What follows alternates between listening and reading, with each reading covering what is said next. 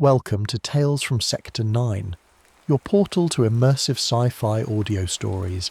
If you enjoy deep space action, rogue AIs, and conspiracy theories, you're in the right place.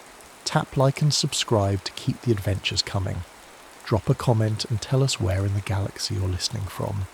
Now, sit back, relax, and prepare for tonight's story. The Frozen Watch. Eleanor Hale discovered her father in the kitchen at 6:47 a.m. on a Tuesday, barefoot on the tile floor wearing a navy uniform from 1944. She'd come downstairs for coffee. The house was hers, had been for 3 years since her mother's death, a modest colonial in a suburb where the lawns were maintained by an automated service and the streetlights coordinated their dimming with the sunrise. The kitchen was equipped with a smart refrigerator that tracked expiration dates and a coffee maker that learned her preferences. These systems had been running without incident for months, until that morning when she found a stranger standing in the space between the sink and the breakfast nook, looking at his hands as though they'd betrayed him. He was young, late 20s, perhaps 30. His uniform was crisp despite being 8 decades obsolete. His face carried the particular blankness of shock, the kind Eleanor had seen in hospital records, in photographs taken immediately after accidents. But what held her attention, what prevented her from screaming or running or reaching for her phone, was the watch on his wrist. It was mechanical, large, utilitarian, government issue. The kind of watch that required winding, that measured time through gears and springs rather than quartz oscillation. The second hand was moving backward. "Eleanor," he said. Her coffee maker began its cycle, then stopped. Started again. The digital clock on the microwave flickered. 6:47, 6:46, 6:47. "You know my name," she said. Her voice sounded distant, as though she were hearing it through water. "Of course I do." His own voice cracked. "You're my daughter." The refrigerator's inventory screen went dark. Thomas Hale, because that's who he claimed to be, who every obsolete identifying marker in his wallet confirmed he was, had been declared killed in action on October 28th, 1944, during a naval accident whose details remained classified. Eleanor had grown up with this fact the way other children grew up with eye colour or blood type, immutable, documented, archived in the basement of her life's construction. Her mother had kept exactly 3 photographs of him. Eleanor had inherited them along with the house, a portrait in uniform, a candid shot on a Philadelphia dock, a wedding photo with her mother looking impossibly young. These had been sufficient to construct the mythology of absence that shaped her childhood. "I was there," Thomas said now, sitting at her kitchen table while she made coffee manually, the smart maker having given up entirely. "On the ship, the Eldridge, they were testing something. Electromagnetic fields, degaussing. I don't know the technical terms. One moment I was below decks checking equipment. The next..." He paused. His hands, she noticed, were steady. A young man's hands, unscarred by the decades that should have passed. "The next," Eleanor prompted. "Nothing, just waiting." He looked at the watch. This kept running. Everything else stopped. The coffee tasted wrong. Eleanor couldn't identify how, only that something essential had shifted in its chemistry between bean and cup. "You're telling me you've been waiting for 82 years. It didn't feel like years." Thomas met her eyes, and Eleanor saw in them something that made her hand shake. Recognition. He recognized her, knew her face, her posture, the way she moved through the kitchen that had belonged to her mother, that now belonged to her. It felt like no time at all, like being held in place. And then suddenly I was here, and the watch was still running, and you were coming down the stairs. Eleanor's phone sat on the counter. She picked it up, intending to call someone. Police, hospital, her therapist, anyone who managed reality professionally. The screen showed her lock screen photo, herself and her mother at her college graduation. Except in the photo, there was a third person, a man in civilian clothes, his arm around her mother's shoulders. She blinked, looked again, just the two of them, her mother and herself, as it had always been. "What's happening?" she whispered. Thomas looked at the watch again. The second hand continued its backward march. "I think I'm happening," he said, "and I don't think the universe knows what to do about it." Dr. Sarah Carter arrived at 9:30 a.m, though by then Eleanor's sense of time had already begun to fracture.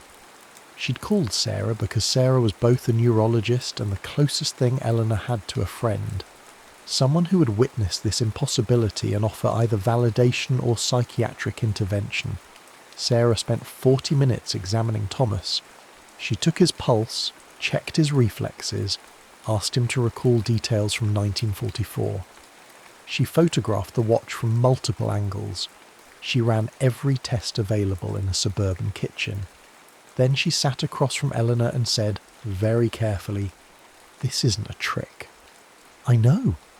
I don't mean that he's not lying. I mean this isn't possible within any framework we have for understanding physical reality." Sarah's hands were trembling. "His cellular structure is... I'd need equipment I don't have. But Eleanor, his body temperature is 98.6 degrees.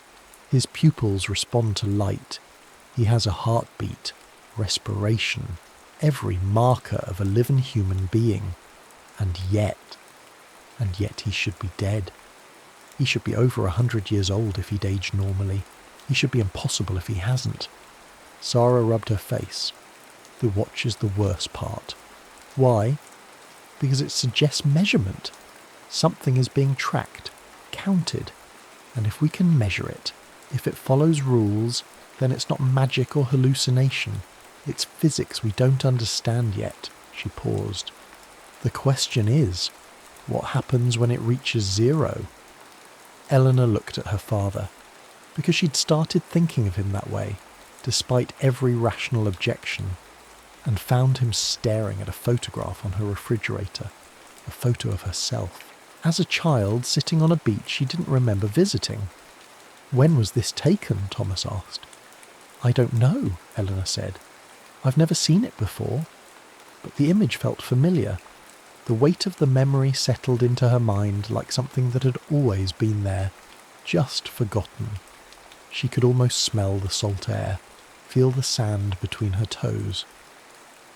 Sarah's phone chimed. She glanced at it, frowned, looked at Eleanor. "Did we meet at Northwestern or University of Chicago?"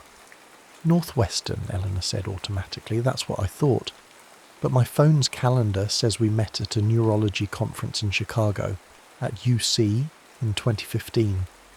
Sarah's voice had gone very quiet. "Eleanor, I don't remember ever going to Northwestern." The kitchen was silent except for the backward ticking of the watch. The phenomenon, because it needed a name, and phenomenon was suitably neutral, began to manifest in measurable ways by the third day. Eleanor took a leave of absence from her job at the hospital. She told her supervisor it was a family emergency, which was true in ways she couldn't explain. Her supervisor expressed concern, sympathy, and then, according to the email confirmation Eleanor received, confusion about who exactly Eleanor Hale was and whether she'd ever been employed there.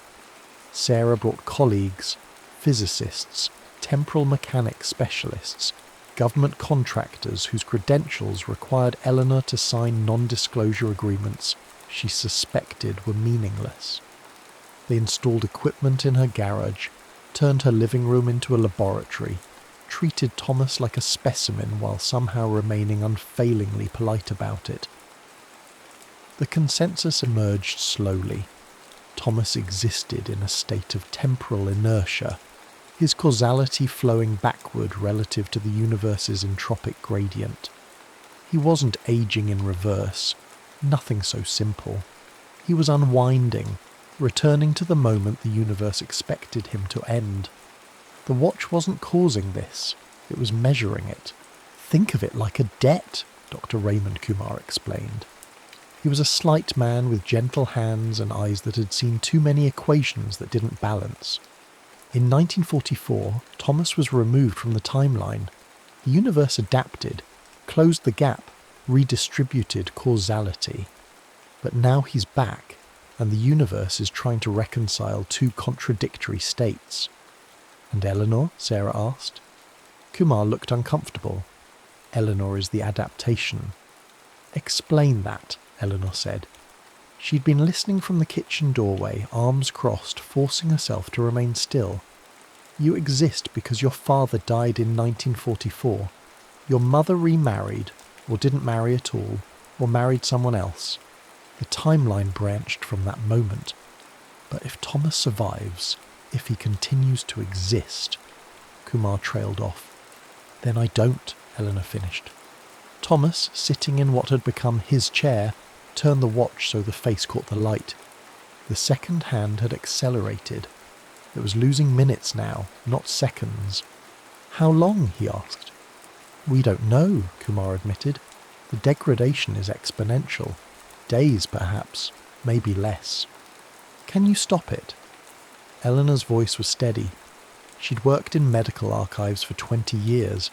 She knew how to ask questions that had no good answers. "We've tried isolation, quantum anchoring, electromagnetic containment." Kumar spread his hands. "Every intervention accelerates the decay. Whatever is pulling him back doesn't respond to our physics." "Because it's not physics," Sarah said quietly. "It's accounting."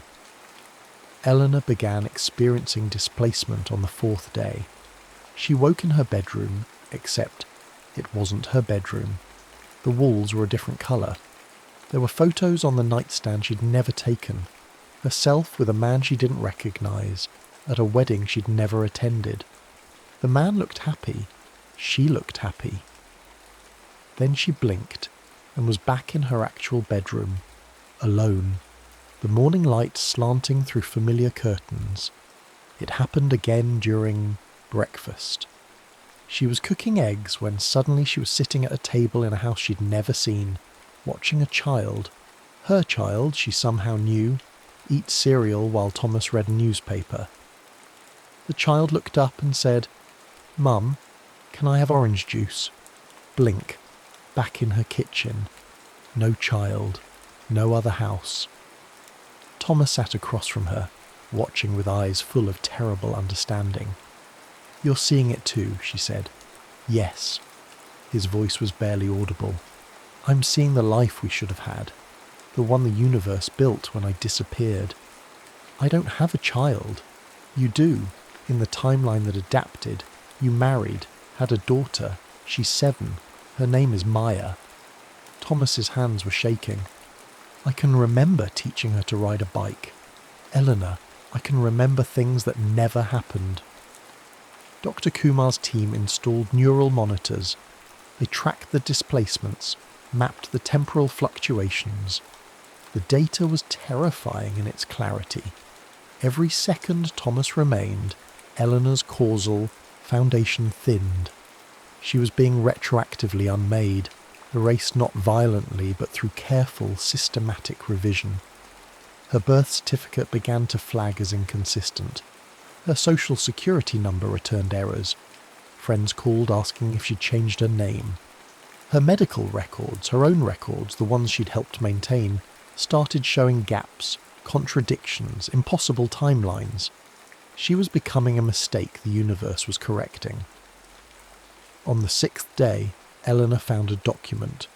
She'd been searching through her mother's papers, things she'd kept in the attic, never quite able to throw away, when she discovered it. A naval communication dated October 27th, 1944. One day before the accident. Thomas Hale was listed as deceased. Administrative error, the notation read. Name mistakenly attached to another sailor's remains. Officially never boarded the Eldridge. Eleanor brought it to Thomas. He read it twice, 3 times. Then he set it down very carefully. "I was a ghost. Before I disappeared," he said. "The universe adapted to your absence because officially you were never there. And you exist because of that adaptation. Thomas looked at the watch. It was skipping now, lurching backward in 5-minute intervals. Every second I remain, the universe has to choose, maintain me or maintain you. It's choosing you. No, Thomas's voice was firm. It's choosing coherence. It's trying to make the math work, but we're contradictory equations. Sarah arrived an hour later. She'd been running probability models, tracking the cascade of causal revisions. Her findings were precise and merciless. If Thomas returns to October 28th, 1944, if he completes the backward trajectory, causality restabilizes. Your mother never meets him, never has you, or has you with someone else. The timeline the universe built remains intact.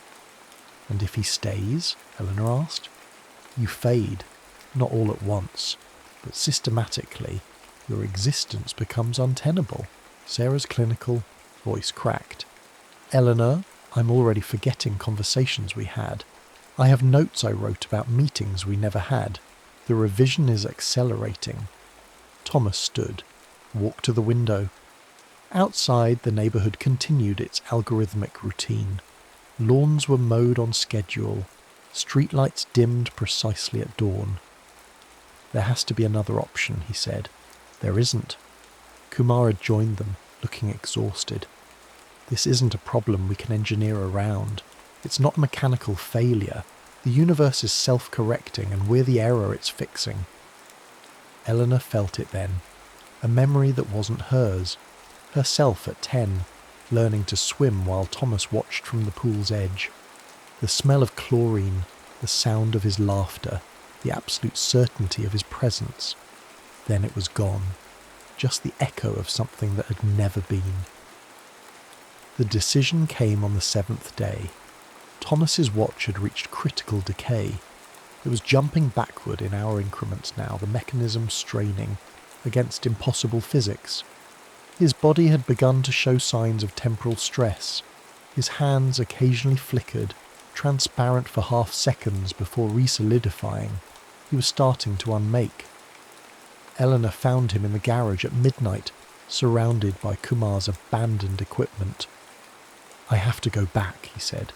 You know that. I know. The moment the watch reaches 0, I'll return to the ship. To the exact second the universe expects me to end. He turned the watch so she could see. 43 minutes remaining. You'll stabilise. Your life will coherence. Everything will be right again. Eleanor nodded. She'd known this was coming, had felt it approaching with the inevitability of archived facts. I need to ask you something, Thomas said. In the timeline you're living, the one I'm erasing, am I a good father? The question broke something in Eleanor's chest. I don't know, she said honestly. You were never there. You died before I could remember you. But in the other timeline, the one you keep seeing. Eleanor closed her eyes. Let the displaced memories surface. Thomas teaching her to drive. Thomas walking her down an aisle. Thomas holding a granddaughter named Maya. A lifetime of small moments, domestic and precious. Yes, she whispered. In that timeline, you're wonderful. Thomas nodded. His eyes were wet. I'm sorry I couldn't give you that. You didn't choose this. No, but I'm choosing how it ends. They sat in silence. The watch ticked backward. 28 minutes. I have an idea, Eleanor said suddenly. It's probably stupid. Tell me. The memories, the displaced ones. They're real, in a sense. They existed in a timeline that was real. What if we could preserve them? Not change what happens, but remember it. How? Eleanor went to her car, returned with a notebook and pen. Actual paper, not digital. The kind of record that didn't depend on timestamps or cloud servers. Write it down, she said. Everything you remember from the other timeline. The life we should have had. I'll do the same, and when you're gone, I'll keep it. Proof that it was real, even if it Chen Myers couldn't last. Thomas took the pen. His hand was steady. They wrote for 20 minutes. Not frantically, but carefully, preserving details. Maya's 7th birthday, the house they'd lived in, the way Eleanor had laughed at his terrible jokes, the quiet Sunday mornings, the ordinary precious architecture of a life that had never quite existed. When the watch showed 5 minutes remaining, Thomas stopped writing. "I need to tell you something," he said, "in case this works, in case some part of you remembers." "What?" "I love you. I know I didn't earn that right. I wasn't there. But in every timeline, in every version, you're my daughter, and I love you." Eleanor felt tears on her face. "I love you too." "I know," Thomas said. "I can feel it. It's the only thing that stayed constant." 3 minutes, Eleanor made a decision. "I'm going." "With you," she said. "Eleanor, not all the way, but close enough. If I anchor myself to your timeline, maybe I can preserve the memory, not just on paper, actually hold it while you fade. It could kill you, or it could let me remember both lives, the one I lived and the one I should have lived." She took his hand. "I'm an archivist, Dad. This is what I do. I preserve records. I make sure truth isn't lost." Thomas started to protest, but the watch was at 1 minute. They were out of time. Eleanor wrapped her hand around his wrist over the watch, felt the backward pull of his causality, the wrongness of it. Her vision blurred. She saw Maya's room, the kitchen where they'd eaten breakfast, Thomas teaching her to change a tyre, her mother, younger, happier, a complete life, ordinary and beautiful, 0. Thomas Hale faded at 12:43 a.m. on a Thursday. He didn't vanish violently. He simply became less, degree by degree, until he was a suggestion, then an outline, then nothing. The watch stopped at 0, not broken, but finished, its purpose completed. Eleanor remained. She sat in the garage for an hour, feeling the universe stabilise around her. Her phone restarted. The smart refrigerator came back online. Dr. Kumar's equipment powered down, its measurements complete. When she finally stood, she felt different. Not wrong, but doubled. She remembered growing up without a father, all the documented absences, the archived grief. But she also remembered Thomas teaching her to swim, walking her down the aisle, holding Maya for the first time. Both lives were real. Both existed in her mind with equal weight. Sarah found her at dawn. Eleanor? Tentative, as though uncertain she'd recognise the name. "I'm here," Eleanor said. "What happened?" "He went back, to where he was supposed to end." Eleanor touched the watch, still sitting on the workbench where Thomas had left it. "And I remembered. Both timelines. Both lives." Sarah sat beside her. They watched the sunrise through the garage's open door. The neighbourhood began its morning routine, synchronised and coherent. "Is that sustainable?" Sarah asked, carrying contradictory memories. "I don't know," Eleanor admitted, "but it's what I have, what we have. The truth is complicated.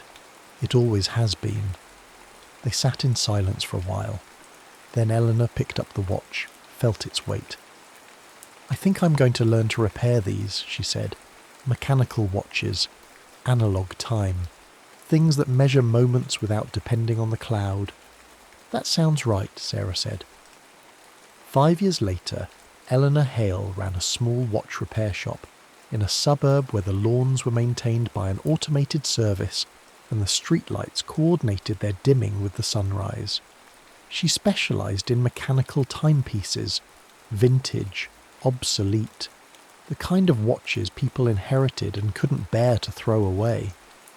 She fixed them carefully, precisely, with the same attention she had once given to medical archives. Her workbench, in a place of honour, sat a Navy-issue watch from 1944. It was stopped permanently at 0. The glass was scratched, the band was worn. It would never run again. But she kept it anyway, because it was evidence, proof of a life that had been real. even if the universe had elected not to keep it. Sometimes customers asked about it. "Family heirloom," she'd say, which was true. They'd nod, satisfied with the explanation, and she wouldn't elaborate. She'd simply return to her work, repairing the small mechanisms that measured time, that kept the present distinct from the past. Outside, the world continued, digital, seamless, algorithmically optimized. Inside, Eleanor remembered two lives, the one she'd lived and the one that had loved her. Both were true, both mattered, and the watch, frozen at zero, held space for the silence between them.